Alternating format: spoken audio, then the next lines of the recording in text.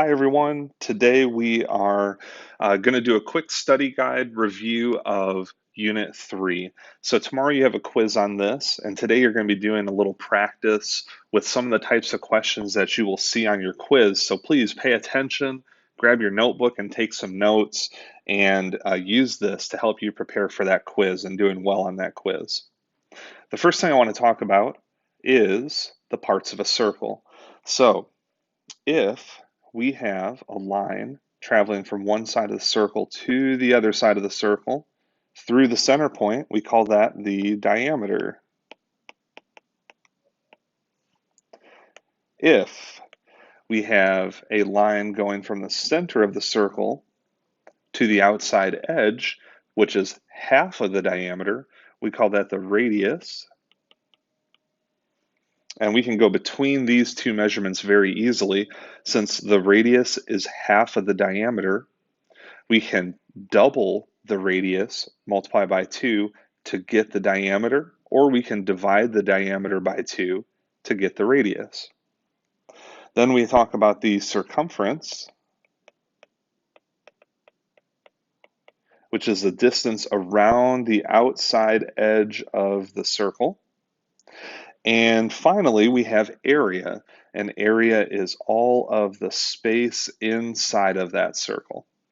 So those are the terms that we've been using primarily for Unit 3. Be very familiar with what they are and what they represent. And let's talk quickly about reviewing circumference. So remember, circumference is that distance around the outside edge of a circle. So if we're finding the circumference, we need to know either the radius or the diameter of the circle to do that. Now remember, this is the relationship that's a proportional relationship, and it's a proportional relationship between diameter and circumference. And our constant of proportionality here is pi.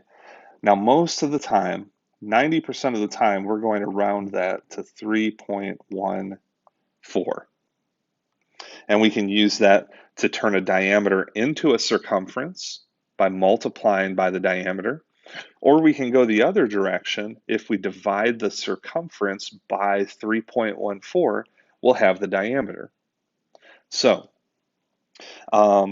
if we had a diameter of this circle that was 3 centimeters, we would use our proportional relationship to multiply 3 times 3.14 or 3 times pi, depending on how we had to give our answer. Now, if we have to give our answer in terms of pi, then we can't use 3.14, we have to use pi. And we would say the circumference of the circle is just 3 pi. And we're done, that's it. We don't even have to touch a calculator to do that. But most of the time, we're going to round that to 3.14, and then we will give our circumference by taking 3 times 3.14 to equal approximately 9.42 centimeters. Now remember, that is the distance around this circle. One rotation of the circle is 9.42 centimeters. So if we're ever asked a question about how far a vehicle travels if the wheel rotates a certain number of times, then every time this wheel rotates, it travels that circumference along the road. So every time this wheel rotates here, it travels 9.42 centimeters along the road. If there were, let's say, 10 rotations of the wheel, all we'd have to do is take our circumference times 10 and find that the vehicle would have traveled after 10 tire rotations 94.2 centimeters. All right. Also remember, we can go backwards with this relationship. So if we're given the circumference, then we're going to divide by pi. We're going to divide by 3.14 to find the diameter. And pay close attention to what the question's asking you. If it's asking you for the diameter, then you're good, then we're done. But if it asks you for the radius, there's another step. Remember, the radius is only half of the diameter, so we'd have to take our answer and divide it by 2 to get the radius. Okay, then we talked about area. Area of a circle is talking about all the space inside of this circle. So this would be the types of questions that are asking you for how much flooring is going to be needed to put down on the floor in a circular room, or how much grass is there to mow in a circular yard that's a certain size, and we would have to calculate the area for that. It could also be something like pizza, and how much area is going to be on a pizza to hold the cheese and the toppings. All right. So to find the area, this is not a proportional relationship. This is where we use our formula. And our formula for area is pi times radius squared. Almost always, we're going to round pi to 3.14, and then we just need to square the radius. Now, please remember that means radius times radius. It's not radius times 2, it's radius times itself, radius times radius. So if this circle has a radius of 2, let's do another number actually. Let's say it has a radius of 5, then we're going to multiply the radius times itself. So 5 times 5, which is 25, and 25 times pi, or 3.14, will give us the area. Remember, area is always in square units, so square centimeters or square inches, because we're talking about how many of those little tiny square units it would take to cover this whole surface. Now, there's some questions where it might have you work backwards. This isn't quite as simple as working in the proportional relationship for circumference. So let's talk about that quickly. Let's say the question gives us the area of a circle, and let me get rid of that. Okay, so it tells us the area of a circle is 50 and 24 hundredths square centimeters. Okay, there's a decimal point there. Then it's going to ask us what the radius is. So let's solve that. So if we were to use our formula, if our area is 50 and 24 hundredths, remember that's equaling 3.14 times radius, or times radius squared.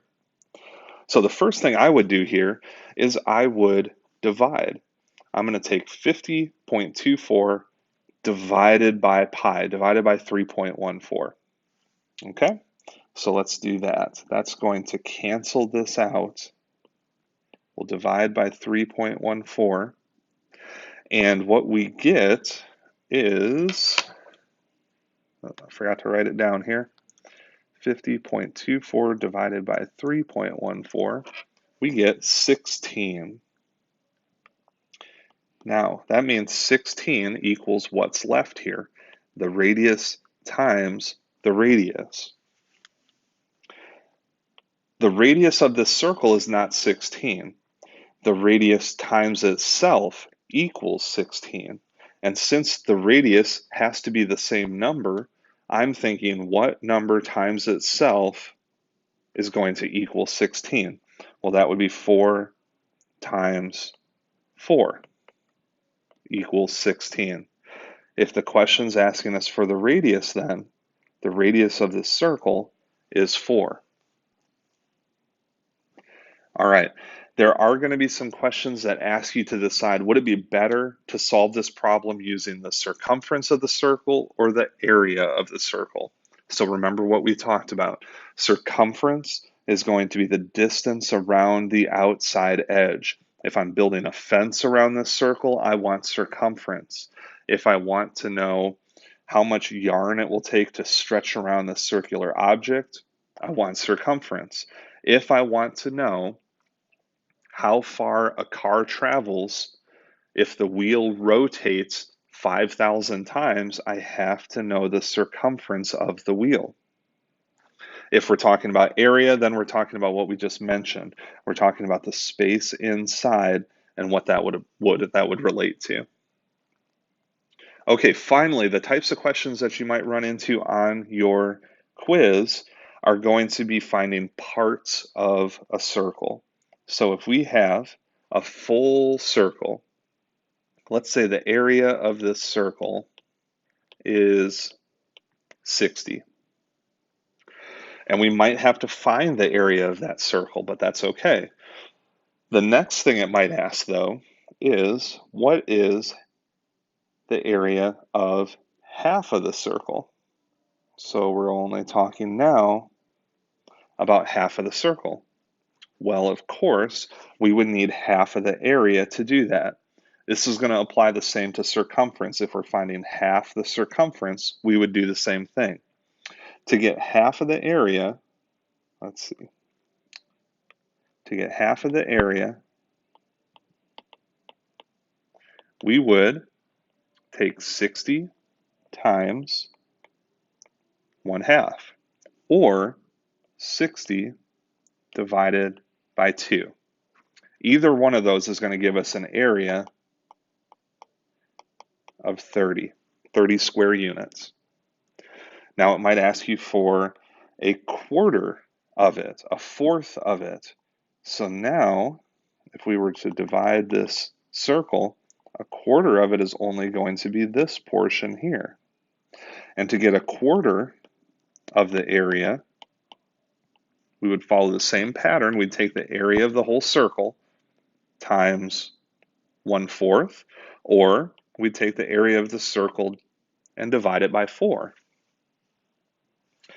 All right, if we were asked to do that and then combine it with another shape, let's say it was an unusual shape where there's a rectangle and then it has a curved corner here. I think this looks similar to one of your past quizzes. We have to find either the area or circumference of this quarter of a circle before finding the rest of the shape. It's either area or circumference that we're finding. There's also going to be question types that have you remove part of a shape. So if the question is asking you to find the area of the shaded circle and there's a part cut out of it so that it's only shaded around the outside edge here, then of course we would need to find the entire circle's area and then remove this part here that's not being considered in the area. It's kind of like a cookie cutter cutting out this piece. This piece is gone, so we need to find the area of the smaller inner circle and subtract it from the outer circle. So we'd find the area of the large circle,